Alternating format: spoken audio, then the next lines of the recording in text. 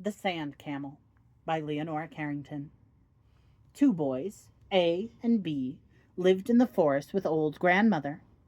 Old grandmother was always dressed in black, like an umbrella, and she had a little round head, red like an apple.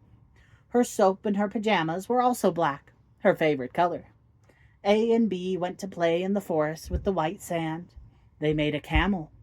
When the camel was finished, it had a lively look. A and B said, "The camel is alive. It's got a nasty look."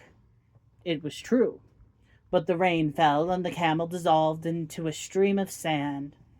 "Good," said grandmother. "I didn't like that camel because of the way he looked." But for the next camel, A and B mixed a bit of butter in the sand. The eyes of this one were worse than before. The camel stayed whole in the rain.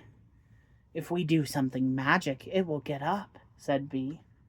That would have been useful, because he didn't have a dog.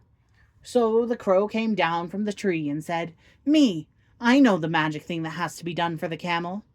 He scratched a few letters on the forehead of the camel with his claw, and the camel got up with a sinister smile. He went to the house. "I think that he's afraid of the rain," said the crow. "Grandmother will not be pleased if the camel goes inside. She's cooking chestnuts," said A. The boys hid behind a tree, because they knew that grandmother would be angry if the camel went into the kitchen. They were right. She was furious. Soon they saw the camel return with the head of grandmother in his mouth. She was upside down and looked like an umbrella. "He's afraid of the humidity," said the crow. The jam was burning in the kitchen. A and B went to the house to look after it. "It would be nice to eat some chips," said A and B after a week of eating chestnut jam. But the camel walked slowly around the wood, holding grandmother like an umbrella. He never let go of her. The crow saw everything.